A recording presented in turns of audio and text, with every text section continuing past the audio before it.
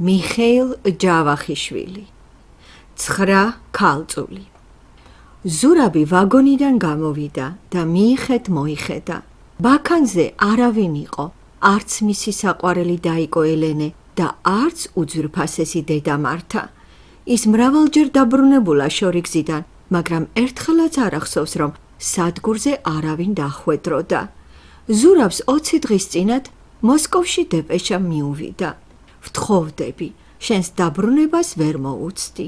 მიზეს რომ გაიგებ, უეჭველად მაპატიებ, ქორწილი ზეგ გვექნება. შემინდე, მომილოცე, გკოცნით ელენე. ზურაბი გაოცდა, დაღონდა, გაბრაზდა. მისი ერთა ელენე ჯერ სტუდენტია. 1 წლის შემდეგ ინჟინერის დიპლომს მიიღებს. ისიც ზურაბივით შრომის მოყვარეა, დარბაისელი, უჯიათი და ასე უცბად რა მოხდა, რა მააჩქარა, ვინ გააგიჟა. მას სიტყვა ჰქონდა მოცემული, რომ დედისა და ძმის ნება დაურთველად არ გათხოვდებოდა. საქმრო თანხმობით უნდა ერჩიათ, ახლა კი ვიღაცა მააჩქარა, მოიტაცა, სიტყვა გაატეხინა. ნეტა ვინ არის ის ბედნიერი, ექიმი, ვექილი, აგრონომი თუ ინჟინერი? ზურაბი კარგახანს შფოთავდა და ძლივს მიხვდა, რომ იმ სიშორეზე ვერაფერს მიაგნებდა. 2 დღეში ვერაფერსაც ვერ გაიგებდა. ის დეპეშა ულტიმატუმს ჰგავდა, რომელიც მას ბრმად უნდა შეესრულებინა, ან ბრმადვე უკუეგდო. ამით გაბრაზებულმა ძმამ ჯერ მოკლე პასუხი დასწერა. სიძეს არ ვიცნობ, ვერ მოგილოცავთ, ჩემს დაბრუნებამდე მოიცადეთ. მაგრამ მერე ასწონ გაზომა და პასუხისგებისა შეეშინდა. იფიქრა, თვითონაც ძლიერ კარგად იციან, რომ უჩემოდ დაქორწინება სირცხვილია, მაგრამ ალბათ დაყოვნება უფრო სახიფათოა და ამიტომ ჩქარობენ. იფიქრა, იყო ყმანა და უპასუხა. არა მესმის რა, გაოცებული ვარ, მაინც გილოცავ გაბედნიერებას და ვცდილობ ჩემი თავი დავაჯერო, რომ საპატიო მიზეზმა გაჩქარათ. სიძის ვინაობა შემატყობინე, ჯერჯერობით მხოლოდ შენ გკოცნი მხურვალედ, შენი ზურაბი. საპასუხო წერილს მოუთმენლად ელოდა. 10 დღის შემდეგ დედისგან დეპეშა მოუვიდა. საჩქაროდ დაბრუნდი, უბედურება მოხდა, მართა. დეპეშა ხელიდან გაუვარდა და დიდხანს იჯდა თავზარდაცემული, გაშტერებული. უბედურების 10-ნაირი ვარიანტი კორიანტელივით უტრიალებდა აზრად და თავის საყვარელ დედას პირველად უწოდა ტუტუცი გამოლაყებული ბებრუცუნა, რომელმაც ასეთი გაუგებარი და გამაგიჟებელი დეპეშა გაუგზავნა შვილს. ცხადია, ელენე გარდაიცვალა, გადასჭრა ბოლო ზურაბმა და ისევე გამოიტირა ელენე, როგორც 20 წლის წინათ მამის საფლავზე ტიროდა. გულში მაინც უფუჩუნებდა იმედი, იქნება არ მომკვდარა და სხვა. რა უბედურება დაემართათ, მერმე ოდნავ დამშვიდდა, კომისიონერი მოიწვია და ბილეთის ყიდვა და დეპეშის გაგზავნა დაავალა, სადაც ორადორი სიტყვა ეწერა, მოვდივარ, ზურაბი. აი, კიდევაც ჩამოვიდა, უჭმელობით, დარდით და უძილობით გალახული, დათენთილი, გაბრუებული, ჩამოვიდა და სადგურიდან დაჯერებული წამოვიდა, რომ ელენე მკვდარი დახვდებოდა, მაგრამ იქნება ცხედარსაც ვერ მიუსწროს, ალბათ კიდეც დამარხავდნენ. ამ სიცხეში ცხედარს 6 დღეს არ შეინახავდნენ. ქვითინი ყელში უთრთოდა, თვითონაც ცახცახებდა და ქუჩა რომ სავსე არ ყოფილიყო ხალხით, ცრემლს აუშვებდა და ტირილს მორთავდა. ავტომობილი ქშენით გაჩერდა. ზურაბმა თავის ბინისკარი კინაღამ შეამტვრია და როცა გაუღეს, მდუღარე ხმით შესძახა მართას. დედი, შვილო, ცოცხალია? ცოცხალია შვილო, მაგრამ ვაი ამ სიცოცხლეს. გახარებულმა ზურაბმა ჩემოდანი დააგდო, კისრიდან დედის მკლავები მოიშორა, პირველი ოთახი გაირბინა და მეორე ოთახში შევარდა. ელენე ცოცხალია, ძმას ამაზე მეტი არა უნდარა. თავით ფეხებამდის საბანში გახვეული ელენე ლოგინში იწვა და კედლისკენ იყო მიბრუნებული. ზურაბმა მხარზე ხელი დაადო და ჩასჩურჩულა. ელო, გძინავს თუ გვიძავს, ელიკო. საბანი შეირხა, აიფურთნა და ყრუქვითინი გაისმა. თავი დამანებე, ნუ მაწამებ, გადი აქედან. ზურაბმა დედას გადახედა, მართა ცრემლს იხოცავდა და შვილს ოთახიდან გასვლას ანიშნებდა. გადი მეთქი აქედან, თავს მოვიკლავ. კარგი, ჩემო დაიკო, კარგი, მივდივარ, დამშვიდდი. როცა დამიძახებ, მაშინღა შემოვალ, გვერდზე მოგიჯდები და თუ შენი სურვილი არ იქნება, ხმასაც აღარ ამოვიღებ. დედი, ტირილს მერეც მოასწრებ, ახლა კი დაჯექი და დალაგებით მიამბე. მართა მაგიდას მიუჯდა და ცრემლიანი ხმით, ქუშით და წყევლავაებით უამბო ზურაბს. მანამდის არც მართას გაეგო, ყავდა თუ არა ელენეს საბედო, არც ის იცოდა, როდის აქეთ გაებათ მათ საბედისწერო კავშირი. ზურაბი რომ მოსკოვს წავიდა, ერთი კვირის შემდეგ ელენემ ის პირშავი მოიყვანა, გაუმასპინძლდა და როცა გაისტუმრა დედას ჰკითხა. დედილო, ის ვაჟი როგორ მოგეწონა? არა უშავ შვილო, უპასუხა მართამ, ლამაზია, ტანადია და არც სიტყვა პასუხი აკლია. სხვაფრივ კი მე მისი არა ვიცი რა და ჯერ ვერაფერს გეტყვი. მე თვითონ ვიცი და მე თვითონ გეტყვი, მიუგო ელენემ, ექიმი შვილია, ძალიან განათლებული, ზრდილობიანი, ბეჯითი და დინჯი კაცია. ალაგიც მშვენიერი აქვს და მომავალიც. ქალები ბუზებივით ეხვევიან, ხუთიოდე მეტოქე გამიჩნდა. ყველა შურით იხოცებიან, ჩვენ ერთმანეთი შეგვიყვარდა და 5 დღეში უნდა მივთხოვდე, თორემ რას ამბობ შვილო, გონსმოდი. თორემ სხვა წამართმევს, მაშის ქალიც ყვარებია? ტყუილია, გაფიცხდა ელო, როგორ შეიძლება სხვაც უყვარდეს, მაგრამ მაინც, ვინ იცის, 1000 რამე მოხდება ხოლმე, ზეგ ვიქორწინებთ, აქაურობა კარგად დაალაგე და ერთი ვახშამიც მოგვიმზადე. მართამ ძლიერ დატუქსა, დიდხანს ეკამათა, ვახშმის დამზადებაზე უარი უთხრა და კიდევაც დაემუქრა, გვირგვინს არ დაგილოცავო, მაგრამ არაფერმა არ გასჭრა. ელენე თავის ნათქვამზე შედგა და ფეხი აღარ მოიცვალა. ბოლოს კიდეც დაემუქრა, ქორწინებას გავაფორმებ და იქიდან ქმრის ბინაზე წავალო, შენ კი ქორწილში გინდ სულაც ნუ მოხვალო. ელოსაც ახლანდელი ხუშტური შეეყარა, შვილო, და მე ვეღარაფერი შევასმინე, არც ცრემლმა გასჭრა, არც მუქარამ და აღარც დედის პატივმა. მერე მეტი რაღა შემეძლო შვილო, ყბა დასაღებ საქმეს, ისევ ელოს ჟინის შესრულება ვამჯობინე და დავემორჩილე. ახალგაზრდობამ დილამდის ილხინა, მე კი ჩემი თავი ქელეხში მეგონა. ის პირშავი აქვე დასახლდა, ელო მითხრა, ზურაბი რომ ჩამოვა, ერთს კიდევ მოვილხენთ და მეორე დღესვე გადავალთო. 9 დღეს იცხოვრეს, მეათეზე სიძე გაგვიქრა, გავიდა და აღარ დაბრუნებულა. ელენემ იმ დღეს 6 ჯერ აირბინა იმის ბინაზე, მაგრამ შინ არავინ დაუხვდა. მთელი ქალაქი მოირბინა, მაგრამ კვალსაც კი ვერ მიაგნო. იმ ღამეს თვალი აღარ დაუხუჭია. მოგიკვდეს დედა შენი შვილო, უბედურ ვარსკვლავზე გაჩენილ ხარ. მეორე დღეს ქუჩის ბიჭმა წერილი მოუტანა. ის დასამიწებელის წერდა, ჩვენ ერთმანეთს ვერ შევეგუებით, ამიტომ ჩვენი ცოლ-ქმრობა გათავდა და ღმერთმა ჩემზე უკეთესი ქმარი გაპოვნინოსო. ეს იყო და ეს, მეტი არაფერი. ელოლოგინად ჩავარდა, გვისნეულდება, ექიმი მაფრთხილებს. დედი, ნუსტირი, შენეს მითხარი, ის სალახანა ვინ არის, რა გვარისაა? დასწყელოს ღმერთმა იმისი სახელიც და გვარიც. ვიღაც ანტონ მახარაშვილია. ამბობდა ინჟინერი ვარ და აბრეშუმის ქარხანას ვაშენებო. კარგი დედი, ახლა შენ საქმეს მიხედე. ზურაბმა პირი დაიბანა, ტანისამოსი გამოიცვალა და კარი გამოიხურა. რამდენიმე დღის შემდეგ ანტონი და მისი ახალი მეგობარი კოტე რესტორანის პაწია კაბინეტში სადილობდნენ და სიყრმის მეგობრებივით საუბრობდნენ. ძმაო კოტე, ეუბნება შეზარხოშებული ტექნიკოსი ანტონი კოტეს.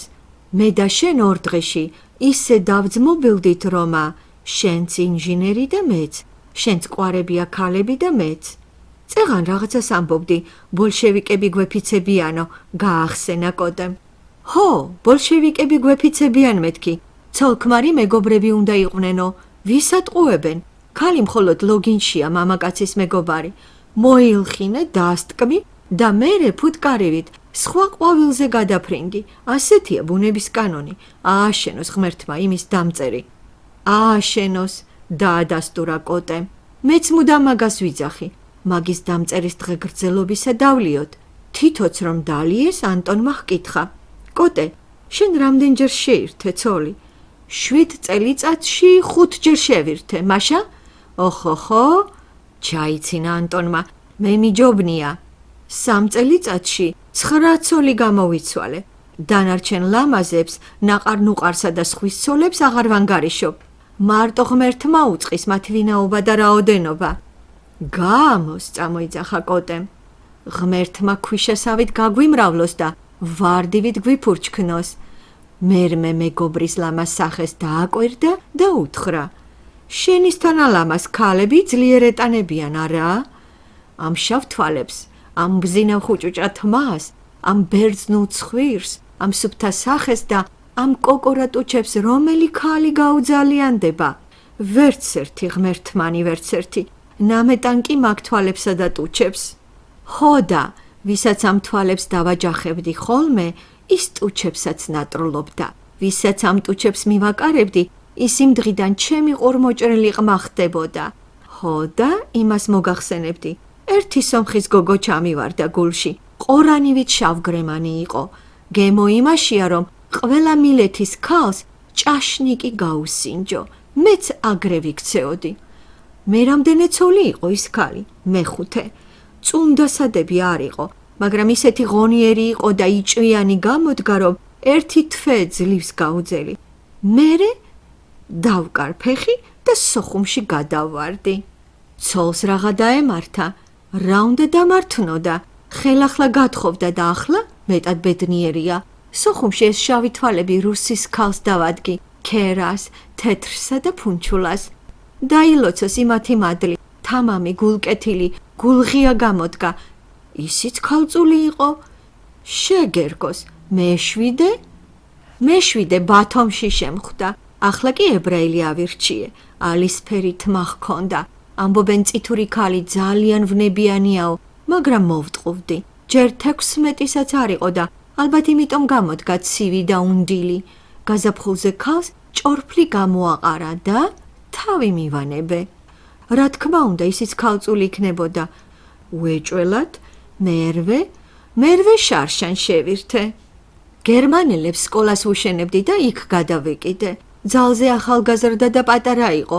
მუხლებზე ამომაცოცდებოდა ხოლმე. თვალწინ თითს მიტრიალებდა და ტიტინებდა, იცინოდა, ზღაპრებს მიამბობდა. იმის დედმამამ ქვეყანა შემიყარა. ერთღამეს ავტომობილში ჩავსვი და ქალაქში ჩამოვიყვანე. სულ ტიროდა, იმისთვის სადმეცალა, 2 კვირაზე მეტს ვერ გაუძელი. ისევ ავტომობილში ჩავსვი და დედას გავუგზავნე. კოტე ახალ მეგობარს ახლოს მიუჯდა. მხარზე ხელი დაადო და ჰკითხა, რამდენი შვილი გყავს? მე შვილი მილი არ ვიცი, ვინც აჩენს, იმანვე იზრუნოს.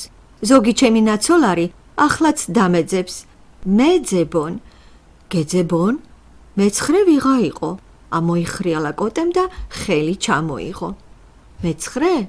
სულ სხვა კილოზე უპასუხა ანტონმა და შუბლი ხელის გულზე დაიყრდნო. მე-9 ძლიერ დამჭრა, მაგრამ არც მე დავაყარე ხეირი. სტუდენტია, ელენე ჰქვიან. 1 წელიწადს მაწვალა. ქალებში ტოლი არ ჰყავს. ჭკვიანია, დინჯი, ნიჭიერი, პატიოსანი, შრომის მოყვარე და ლამაზი. მართლა? და კოტემ ფეხი ფეხზე გადაიდო. მომეწონა და მოვეწონე. რა ხრიკი არ ვიხმარე, რას არ შევპირდი, მაგრამ ვერ იქნა ვერ გავინაპირე. არსად არ გამომყვა, კინოს ვერ გადავაცილე. თვითონაც მეტანებოდა, მაგრამ იმავე დროს რკინის კედელი აღმართა და არ გადამიშვა, ერთხელაც არ მაკოცნინა. კოტემ ჩაახველა. ანტონმა კი ხანმოკლე დუმილის შემდეგ განაგრძო. ასეთი უჯიათი ქალი პირველად შემხვდა. ვაშკაცობა შემელახა, დამჩაგრა, დამამცირა. მეც გული გამიავდა. ახლაც არ ვიცი რა სჭარბობდა ჩემს გულში. ბრაზი თუ სიყვარული. ერთხელ მუხლებში ჩავუვარდი და შევახვეწე, ან მომკალ, ან მაცოცხლე მეთქი. ქალი მოლბა და მითხრა, თუ დიპლომს მიიღებ, თუ შენს თავს დედაჩემს და ჩემს ძმას ზურაბს მოაწონებ, თუ პატიოსანი კაცის სახელს მოიხვეჭავ და ერთი სიტყვით 10-ნაირი თუ მომაკერა და თითის ოდანა იმედით გამისტუმრა. ერთი წელიწადი ხომ ვდიე და 2-ც უნდა მომეთმინა. მეც ავიღე და ძველი ნაცადი ხაფანგი დაუგე. მის მეგობარს, ლამაზსა და სულელ სტუდენტ ქალს ავედევნე. ელენეს კი სხვისი პირით შევატყობინე. ანტონი, შენს მეგობარს ირთავსო. ამ ხერხმა გასჭრა, მოვღუნე. საწყალი ელენე 2 კვირაში სანთელივით ჩამოდნა და შეჩვეული ბატკანივით ამყვა, მაგრამ უქორწინოდ მაინც არ დამნებდა და დაბალი ხმით დაუმატა. ისიც ქალწული აღმოჩნდა. ანტონი გაჩუმდა და ჩაფიქრდა. კოტემ სკამი გაისწორა. ფეხი ფეხზე გადაიდო, პაპიროს მოუკიდა, ჩაახველა და იკითხა. მერე, სთქვი რაღა? საოცარია. ქალებს საქორწინო საბუთი თილის მაჰგონიათ. ელენემაც მომთხოვა და მითხრა. 2 კვირაში ჩემი ძმა ზურაბი მოსკოვს წავა და მაშინ ვიქორწინოთ, თორემ ნებას არ მოგცემს და ბედნიერება ჩაგვეფუშებაო. ის ვიღაც ზურაბი მხეცი ვინმე ყოფილა და მეც მეშინოდა. კოტემ სკამი ააკუნესა და სავსე ჭიქა დასცალა. მეც რა მენაღლებოდა, განაგრძო ანტონმა. ცალი ხელით ელენე მეჭირა, მეორე ხელით კი მისი მეგობარი ქალი. ერთ-ერთი მაინც უნდა მრგებოდა. ზურაბი რომ მოსკოვს გავისტუმრეთ, მესამე დღეს ის თილისმა ვიშოვე. ერთი კარგისა ვიქეიფეთ და დაიცა, განგებ გააწყვეტინა კოტემ და ზეზე წამოვარდა. სკამი რახუნით გასწია, ისევ მიიდგა ზედ დაეცა და კრიჭა შეკრულმა ძლივს ჩაილაპარაკა. ის უნდა გკითხო, ხო, 10 დღის შემდეგ თავი რაღად დაანებე? ანტონმა იჭვიანად გადმოხედა მეგობარს და გაკვირვებით ჰკითხა. ვინ გითხრა რომ 10 დღის შემდეგ დავანებე თავი? შენ თვითონ მითხარი, წეღან მითხარი. მე გითხარი? მართლა? აღარ მახსოვს. მთვრალი ხარ და იმიტომ დაგავიწყდა. ახლა ესეც გამაგებინე. თუ ის ქალი მართლა მოგწონდა, თავი რაღაცად დაანებე. რა სხეული აქვს, რა კოცნას ცოდნია? თავისთვის ჩაიოცნება ანტონმა. მე კოცნას კი არ გეკითხები, ბრაზიანად დაუყვირა კოტემ. ნუ ცხარობ, ძმაო კოტე, მოითმინე და ყველაფერს გიამბობ. თავი იმიტომ დავანებე, რომ დროზე გაცლა სჯობს დაყოვნებასა. ადრე თუ გვიან, მაინც უნდა გავცლოდი და სჯობდა იმ შვილო ზურაბს სულაც არ ვენახე. გამაგებინე, რად უნდა გასცლოდი? იმიტომ რომ მე ავარა კაცი ვარ, დაუდეგარი, მფრინავი, დონჟუანი. მე არ შემიძლიან მუდამ ერთი და იგივე ლოყავ კოცნო და სამარემდის ერთსა და იმავე თვალებს ველამუნო. მეც ვიცი, რა ჯოჯოხეთია ცოლშვილი და ოჯახი. ცოლი დილით დილამდე ჩაქჩეჩინებს, იშოვე, მოიტა, შვილები ტვინს გიხრეტენ, გვშიან, ჩაგვაცვი, გვაჭამე. არა ძმაო, მეყოფა. ოჯახი ბედნიერება კი არ არის, კატორღაა, მონობაა. ამ უღელს ნებაყოფლობით მარტო გიჟი დაიდგამს. მე კი ნამდვილი ნეტარება 9-ჯერ ვიგემე და ახლა 1000-ს ვიმზადებ. ალბათ ბავშვები ძალიან გეჯავრება, არა? მეჯავრება კი არა, მძულს მეზიზღება. ამ 9 ცოლზე რაღაც ფიქრობ, არ გენანება? სასინანულო არა აქვთ რა. იმათაც და მეც საწადელი შევისრულეთ და გავათავეთ. შენ გაათავე, ცოლისთვის კი სწორედ ამის შემდეგ იწყება გაუთავებელი ტანჯვა და ზრუნვა. თუ წვალება არ უნდა, ნურც მოტყუვდება, ნუ გათხოვდება. შენ რაღაც ირთავდი, რათა ტყუებდი? აკი გითხარი, გემო მარტო პირველ ღამეშია მეთქი. ფეოდალებიც მაგას ამბობდნენ. პირველი ღამის უფლება გაიხსენე, ისინი ძალით იმორჩილებდნენ ქალწულებს. შენ კი ეშმაკობით იძენ. განსხვავება ეს არის და სხვა არაფერი. უთხრა კოტემ და მის ხმაში ალაგმული ბოღმა გაისმა. სცდები, ჩემო მეგობარო, მიუგო ანტონმა. ფეოდალს, გასათხოვარ ქალს კანონი აკუთვნებდა, რომელიც თვითონ ფეოდალებმა დასწერეს. დაურთო კოტემ. ჩვენი კანონიც ჩვენვე დავწერეთ. მე ნამდვილი საბჭოთა მოქალაქე გახლავარ და იმ კანონით ვსარგებლობ, რომელიც ნებას მაძლევს მაშინვე გავეყარო ცოლს, როცა კი მოვისურვებ. მაშ ოქტომბრის კანონი აგრე გაიგე? მუქარით წამოიძახა კოტემ. მაშ როგორ უნდა გამეგო? რა კი კანონი უფლებას მანიჭებს, მისი გამოყენება დანაშაულად არ ჩამეთვლება. უცებ კოტემ ისე ძლიერ დაჰკრა მუშტი მაგიდას, რომ ბოთლი წაიქცა და ღვინო დაიღვარა. დაჰკრა, წამოვარდა და მიაძახა. სტყუი, კაზუისტო, არამზადავ. შენ საბჭოთა მოქალაქე კი არა, მგელი ყოფილხარ, მგელი. ოქტომბერი იმ კანონს მატყუარებისთვის და მგლებისთვის კი არა სწერდა, არამედ ჩვენთვის წერდა და გულისხმობდა, რომ დაწერილი კანონის გარდა ცოცხალი ადამიანი და მოვალეობის ადამიანური შეგნებაც არსებობდა. შენ და შენის თანაპირუტყვებმა კი იმ კანონს მგლის მყრალი კბილი ჩასჭიდეთ და გინდათ წაბილწოთ და ლაფში ამოსვაროთ იგი. შენ კანონის პირველი ნახევარი კარგად დაგხსომებია, მეორე ნახევარი კი, სადაც ქალების მოტყუებაზე წერია, სულ დაგვიწყნია. საბჭოთა კანონი თქვენ ამისთვის მოგთხოვთ პასუხს. მაგრათაც დაგსჯით, თქვენ საძაგელი გაიძვერა ხართ. ანტონიც წამომდგარიყო, ნესვის ნაჭერივით გაფითრებულიყო, რომელიც იქვე სუფრაზე ეკდოდა, შეშინებული ლუღლუღებდა. რა დაგემართა, რა გაყვირებს? ის დამემართა, რაც შენ დამმართე, დაჯექი მეთქი, საყელოში ხელი წაავლო, დაიქნია და სკამზე დააგდო. თვითონ კი თავთ დაადგა და ისე ჩასჭიდა კისერში ხელი, რომ ძარღვები დაუდუნა და გაუბერა. ძმაო, კოტე, ამოიკროსუნა ზურაბის ნასიძარმა. რის ძმაო, ვინ კოტე? მე კოტე კი არა, ზურაბი მქვიან. ნუ ფართხალებ, სულ ერთია, ვეღარ წამიხვალ, ნურც გეშინიან, არ მოგკლავ. შენი გულისთვის თავს არ დავიღუპავ. მეკითხები რა გაყვირებსო? მე შენი ავხორცობით დაღუპული 9 ქალწული მაყვირებს. ახლა 1000 ჩასაფრები ხარ, მაგრამ იმის წამებას აღარ ეღირსები.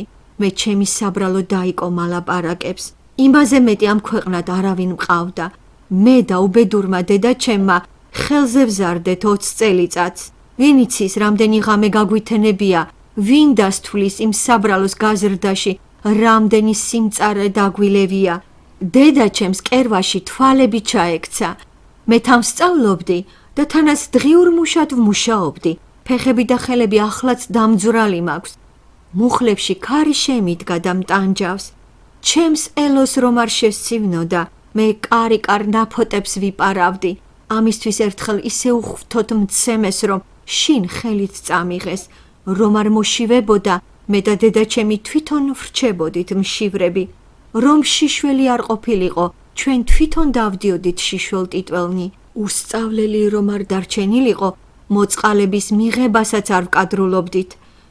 ღმერთო მიშველე, ზურაბ, მაპატიე. ღმერთმა გაპატიოს, რომელიც ახლა გაგახსენდა, მე მხოლოდ ადამიანი ვარ და ამიტომ მხოლოდ სიცოცხლეს გაპატიებ.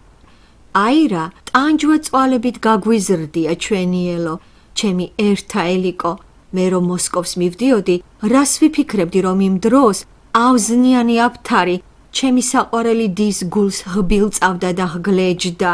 ახლა ის უბედური შენი მეოხებით ლოგინად ჩავარდა და ვინ იცის, გადარჩება თუ შენს ავხორცობას გადახვება. და თუ გადარჩება სულ ერთია, სიკვდილამდე სნეული სული შერჩება. დანარჩენი შენი 8 ნაცოლარიც ალბათ ასეთივე დღეში იქნება. ახლა შენ 1000 იმზადებ. ტყუილი იმედია მეთქი, მაგას ვეღარ ეღირსები. ხმარა მოიღო, არ დაიყვირო თორემ ამ ბებუთს ხომ ხედავ და ანტონის თვალებში ვიწრომ გრძელმა და კამკამა ბებუთმა გაიელვა. ღმერთო მიშველე, მითხარი ზურაბ, რას მიპირებ? აკი გითხარი, არ მოკლავ მეთქი, მაგრამ ამიერიდან ქალწულებს სამუდამოდ დაგავიწყებ. აღარავინ შეგიყვარებს და მაჯლაჯუნაც კი ზიზღით მოგარიდებს თვალს. უცებ მარცხენა ხელი ყელზე მოახვია, თავი უკან გადაუწია. იმავე წამს მარჯვენა ხელით ჩანგალი ჩაჰკრა ზემო ტუჩში და მარჯვნივ და მარცხნივ გადასწია. მიშველეთ, მომკლა, დაიბღავლა ანტონმა და გარეთ გავარდა. ზურაბი დინჯად გამოჰყვა, კარებში შესდგა და ჩანგალს დახედა, რომელიც ხელში შერჩენოდა. ჩანგალზე ანტონის ტუჩი იყო ჩამოცმული. 1935 წელი.